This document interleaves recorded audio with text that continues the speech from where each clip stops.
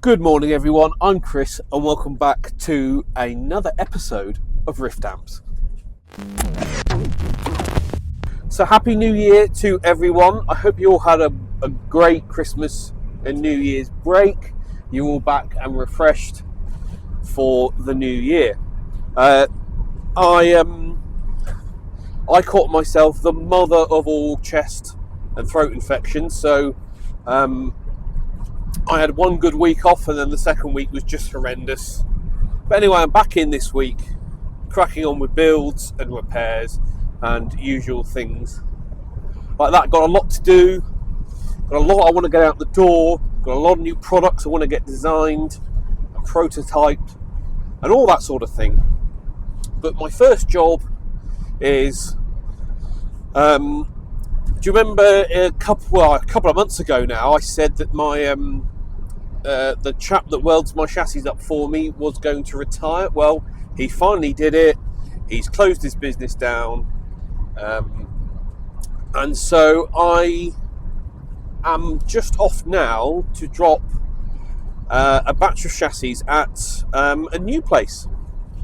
And this is a guy that was recommended to me by my old chassis welder. It's the next town over, so it's a bit further.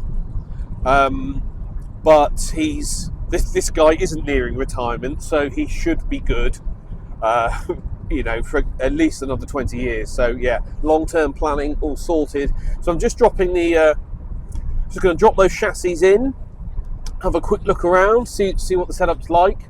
It's always good to know a good fabricator, especially one that welds aluminium, which is, as you know, quite tricky. So yeah, that's today's job. Then I've got to get back to the workshop, got to unpack a delivery. I've got loads of valves, capacitors and bits and bobs to get unpacked, and then I'm cracking on with, what have I got? I've got an Angley Lister signature and build, as I always have. I've got the second Plexi 18 to get built and finished off. I've got some PR18s, some PR35s, got a Dexter or two, and I've got a couple of pedals to finish off. So yeah, I'm going to have a nice busy January. Ainsley's meant to be visiting next week, so we might have some more playing footage of him for you next week. But yeah, anyway, I really hope you enjoyed this week's episode. Let's show you what's going on.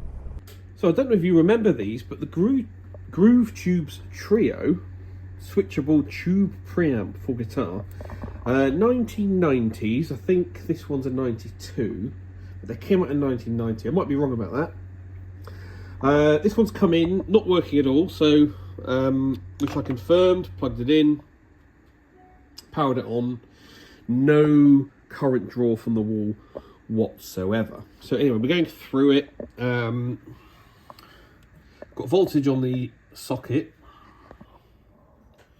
on the input socket, coming into the fuse holder, but nothing coming out. Okay, blown fuse maybe. Check the fuse. No, fuse is good. But what I was able to do was, if I was to just gently press on the fuse holder itself, it came alive. So we've got a knackered fuse holder. I've taken it apart, I've cleaned it, put it back together, still does it. So I'm going to need to swap the fuse holder out entirely. No problem at all, can do that quite easily. And then we can get this one up and running.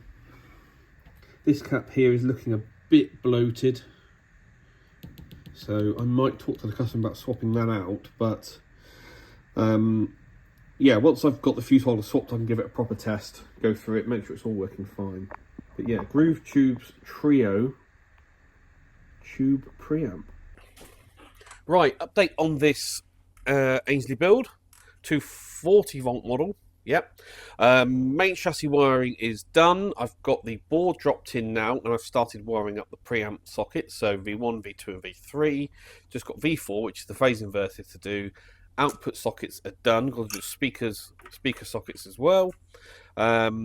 Rest of the transformer wiring. Got to do the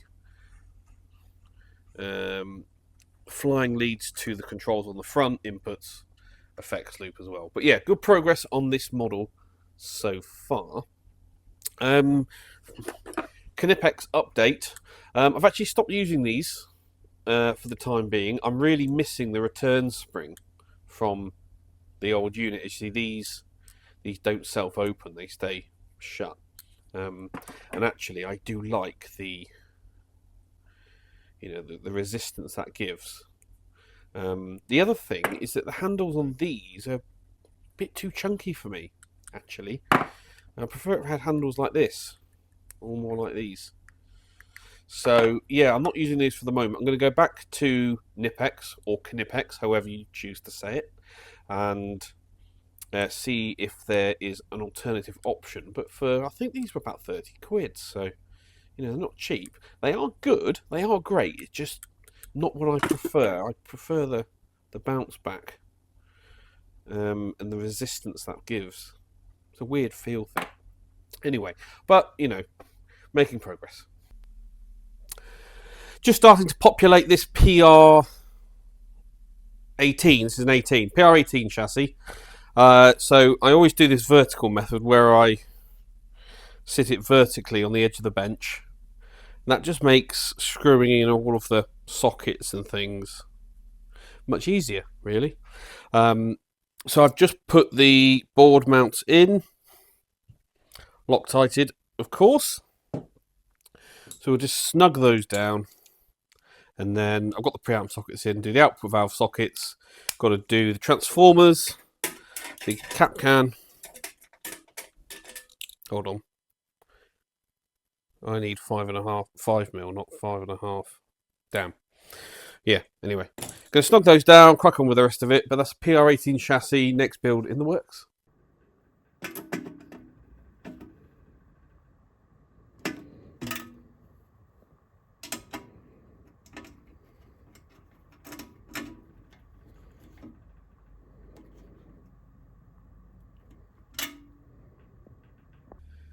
Right, so that's all the population done on the PR18 chassis.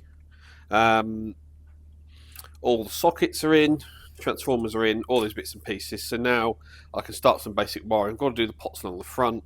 I've just mounted the board to make sure I'm happy with the position. But yeah, that's all good. So really happy with that one so far. So that's one of the latest PR18s.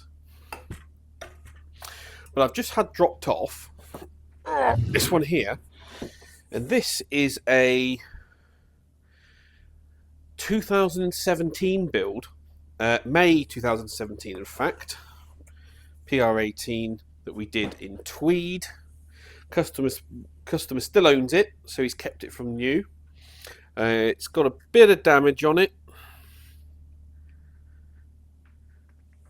Looks like the handle's got some marks and things too. But yeah, it was originally fitted with a WGS G12C, but he's put an Eminence. I think that's the Red Fang Alnico, which they don't make anymore, but it was a really good speaker. Anyway, but you can see. So anyway, it's coming for service. He's actually, this is the same owner as the Groove Tubes amp, the preamp.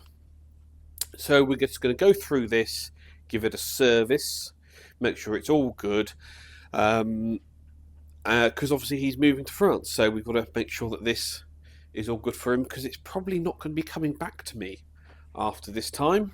Be looked after by a tech in France, I would have thought, but he wants me to go through it, make sure it's okay, make sure he's happy with it, but because he's had the cover on it from new, it's remained in great condition overall. No beer spilt on it, no cigarette butts, that sort of thing. Looks great. So yeah, anyway, let's get this one apart and see what it needs for a bit of TLC. I actually had a really interesting comment on an old YouTube video for this week from a chap who wanted to know why an Angley Lister amp that we just signed off was the best one so far. And he made a valid point. He said, why, if you'd bought an older amp, he'd be quite gutted to know that the ones I'm building now are better. And I thought about this, think, yeah, maybe you have got a point, but actually that's not the way I do things. My whole philosophy is continuous professional and product development, and that I want every single amplifier that I build to be better than the last one, right? So everything I learn in the build I'm doing now, I can implement in the next build, and so on and so forth. So I'm constantly trying to improve the amplifiers, whether that's reliability or ease of build process or tone, all of those things. I think it's really, really important that I'm constantly striving to improve what I'm doing, because if you're not going anywhere. And so in some ways this guy had a point, but also you can't stay stagnant, you can't stay still. You've got to improve what you're doing. You've got to try and make everything better all the time. I want to become a better amp builder. I think I'm pretty good, but you can always learn more, you can always do things better. And as a result of that, your products naturally improve over time. So yeah, that's it irked me a little bit, but I understood where he was coming from. But it's when you're building things one at a time by hand, of course they're naturally going to improve as you go through and build more of them. So yeah, that was an interesting one. I did say to him in my reply in the comment that whenever we have an amplifier back in for servicing, if the specification has changed, we have found ways to do things better and improve things, we always offer to upgrade those amps to the latest spec. And I think that's the best way to do it, to be honest. I think that's a good way to say, when I build your amplifier, this is the best it could be. Absolutely. But of course, over time, as we improve things, let's see if we can help you, see if we can improve yours at the same time and bring it up to spec. I think that's the best way to do it. So yeah, anyway, that was just a little rant and thought on my mind. Anyway, look at this gorgeous weather. It's a break between the storms we've been having. So first proper sunny day of 2024. Nice to be out in the van. It is middle of winter here. I'm actually just driving through or across one of the new, about to cross it now, the first of the new HS2 bridges they're building for high-speed rail. Here you go, going across it now. They've changed this road completely, but yeah. Anyway, but yeah, that's it. Just an interesting thought there about let me know in the comments down below. Actually, would you rather your amp or pedal or guitar builder, would you rather they kept their products exactly the same, flaws and all, or would you rather that every time they're striving to improve things and make things better? I know where I sit, and I've explained that, but maybe you're different. Let me know down below. Okay, so running on the bench, it's putting out just at the point of clipping 11.4 volts, which puts us, that's into 8 ohms. 11.5 is 16.5 watts. 18 watts would be 12 volts. So it's almost there, tiny bit down, but nothing that I would be concerned about. This one does run the 5U4 rectifier. Later models run the the GZ34. But yeah, I mean, overall it sounds great. It's running quite healthy. I'm just going to go through, take some measurements, bits and pieces. But yeah, this nothing majorly wrong with this, which is great. It's running fantastic. So really, really happy. It's a great sine wave. That looks fantastic. So treble control, bass control. Just show you the tremolo. This has already got the slower tremolo mod that we do. So you can see that's throbbing away. Increase the speed. The there you go.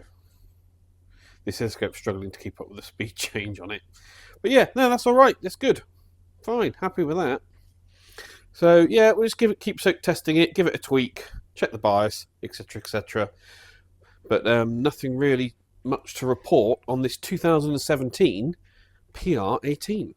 Well, that's it then, guys. Thank you very much for watching once again. Hope you've enjoyed your weekend. Give this video a thumbs up, comments down below, all the usual stuff. Subscribe if you haven't. And I shall catch you all at the next one.